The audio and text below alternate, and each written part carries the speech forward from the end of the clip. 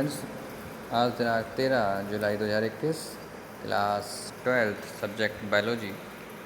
आज का जो हमारा टॉपिक है वो है ट्रांसलेशन। तो आपने कल डीएनए से एमआरएनए यानी डीएनए ट्रांसक्रिप्शन के बारे में पढ़ा था। आज हम लोग ट्रांसलेशन के बारे में जानकारी प्राप्त करेंगे। तो ट्रांसक्रिप्शन में हम लोगों ने क्या पढ़ा था कि डीएनए अपने ही जैसी एक एमआरएनए की कॉपी बनाता है जिसमें डीएनए से संबंधित सूचनाएं सब निहित होती हैं। तब ये क्या हुआ, एमआरएनए क्या हुआ, एक जीन हो गया। ठीक है, जीन हो गया। इसमें क्या है, डीएनए की सूचनाएं हैं, डीएनए के समान सूचनाएं उसके अंदर समाहित हैं, यानी कुछ कोड के रूप में होते हैं। कोड कैसे हैं, AUCG जो भी कोड बनेगा, ठीक है। और कोड ट्रिपलेट कोड होता है, जैसे कि AUG। तो AUG क्या एक कोड है, CCA या कोई भी सभी UAG UGA ये सब के कोड हैं। तो कोड बनते हैं, और कोड किस लिए बनते हैं, अमीनो एसिड्स के लिए बनते हैं। तो अभी क्या है, आपका एमआरएनए तैयार हो चुका है, और एमआरएनए मैंने आपको बताया था पहले उसकी कैपिंग होगी, फिर उसकी स्प्लाइसिंग होगी, उसके बाद फिर उसमें टेलिंग होगी। अब ये फिर एमआरएनए तैयार हो जाएगा। उसके बाद फिर प्रोसेस होता है ट्रांसलेशन का। प्यारे बच्चों, 3 स्टेप्स हैं पूरे उसमें प्रोटीन सिंथेसिस में। देखिए नंबर 1 यहाँ पर देखिए, पहला आता है डीएनए से एमआरएनए और एमआरएनए से प्रोटीन सिंथेसिस।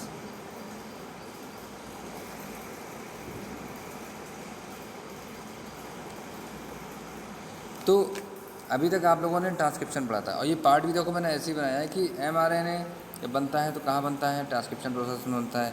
और कहाँ बनेगा, ये जो न्यूक्लियस है उसके अंदर होगा, जो गुणसूत्र होते हैं, ठीक है, वहाँ ये प्रोसेस चल रहा है।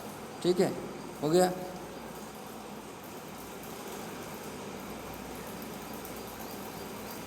अब सेकंड है एमआरएनए से प्रोटीन। तो जो एमआरएनए से प्रोटीन का जो प्रोसेस है वो होगा साइटोसोल या एंडोप्लाज्मिक रेटिकुलम पर। साइटोसोल मतलब साइटोप्लाज्म में।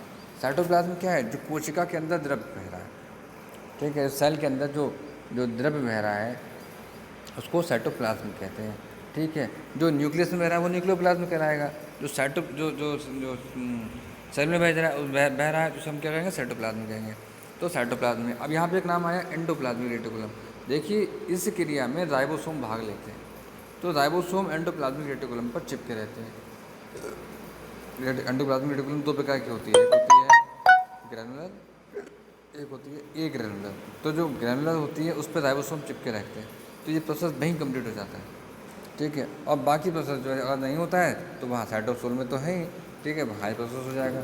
तो एमआरएनए लगातार बनता रहता है, और कहाँ आता रहता है, न्यूक्लियस से बाहर आता रहता है और साइटोप्लाज्म में आके इकट्ठा होता रहता है। कोई सी भी चेन मान लीजिए ये चेन है एमआरएनए की, ये बन गई चेन, ये इस प्रकार से चेन बन गई है। अब ये चेन जो यहाँ पर ये जो चेन बनी है वही बाहर निकल आई चेन। ठीक है, अब इसको हम क्या करेंगे, इसके लिए हम क्या करेंगे, ये चेन बाहर निकली है, अब इसका जो है इसकी मैचिंग होगी किससे, अमीनो एसिड्स से। तो ये इसके लिए साइट उपलब्ध कराने का काम होता है। साइट उपलब्ध कौन कराता है, वो कराता है राइबोसोम।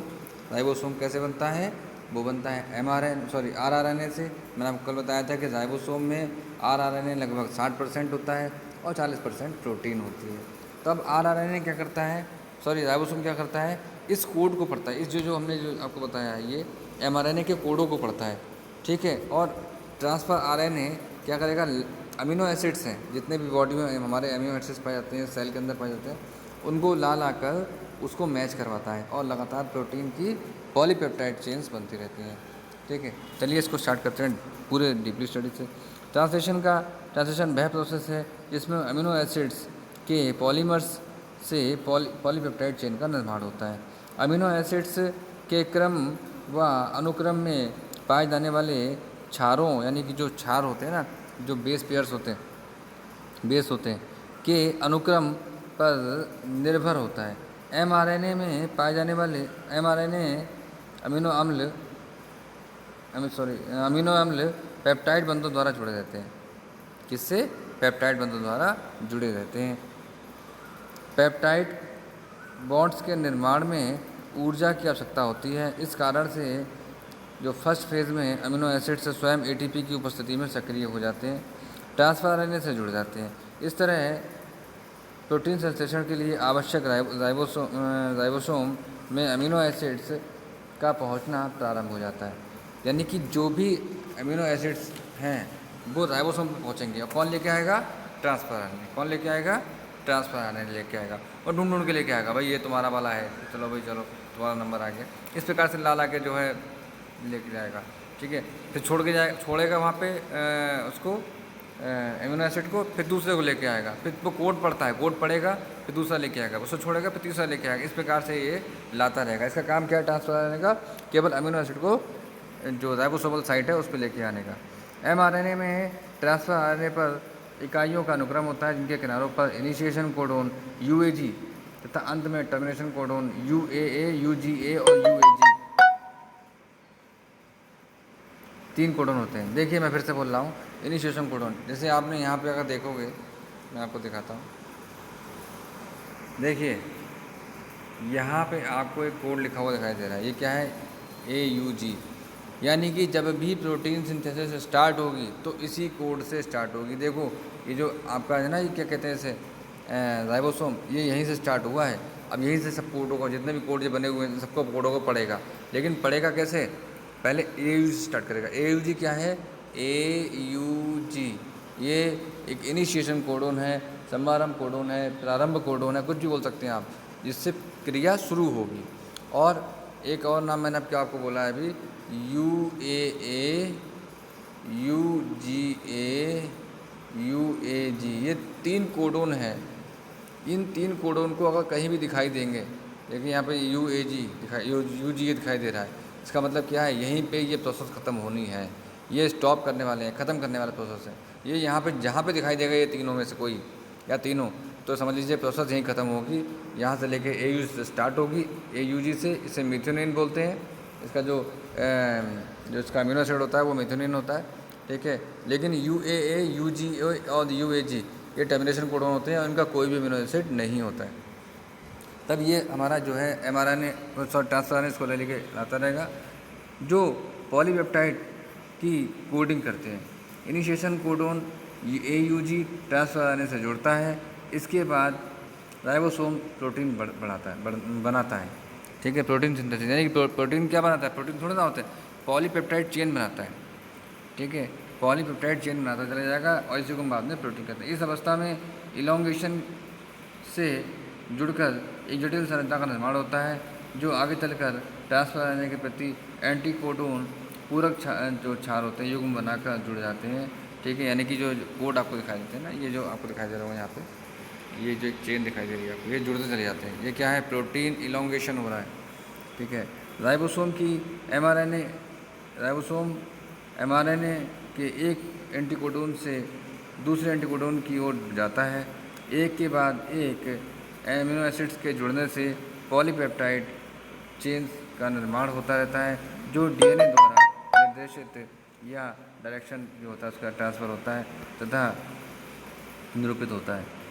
DNA अंत में mRNA यह जो है इसके द्वारा निरूपित होता है, और यह जो है क्रिया है कोडोन के द्वारा, ये क्रिया जो होती है रुक जाती है।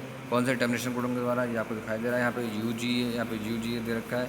UAA भी होता, UAA होता तो भी रुक जाती, UGA है तो भी रुक जाएगी, UAG है तो भी प्रोसेस रुक जाएगा, जैसा कि यहाँ पे नीचे लिखा हुआ है, ठीक है। और राइबोसोम पूर्ण पेप्टाइड जो श्रृंखला है उससे अलग हो जाते हैं, टूट के अलग हो जाते हैं, चले जाते हैं वापस जो है अपना कार्य करने के लिए किसी और जो mRNA का जो चेन है उसको पढ़ने के लिए। तो इस प्रकार से हम जानते हैं बच्चों कि क्या प्रोसेस है। इसमें तीनों जो RNA के पार्ट हैं भाग लेते हैं। इसमें ट्रांसफर RNA भी भाग लेता है, राइबोसोमल RNA भी भाग लेता है और mRNA भाग लेता है। mRNA तो भाग लेगा ही लेगा, क्योंकि mRNA तो एक जो है जीन है, उसको पढ़ना है उसको, ठीक है। मैसेंजर RNA मैसेज लेके आया हुआ है DNA का। और प्रोटीन बस साइट को प्रोटीन बनाने के लिए साइट उपलब्ध कराता है कौन? वो हमारा जो है ये आपका rRNA, ठीक है, राइबोसोमल RNA। और ट्रांसफ़र आने का काम क्या है, वो जो एंटी कोडोन है उसके जो प्रति अमीनो एसिड को लेके आएगा, उसे ला के जोड़ देगा। इसमें 3 साइड होते हैं। एक होता है आपका एग्ज़िट साइट, यहाँ से एग्ज़िट हो जाएगा इधर साइड से।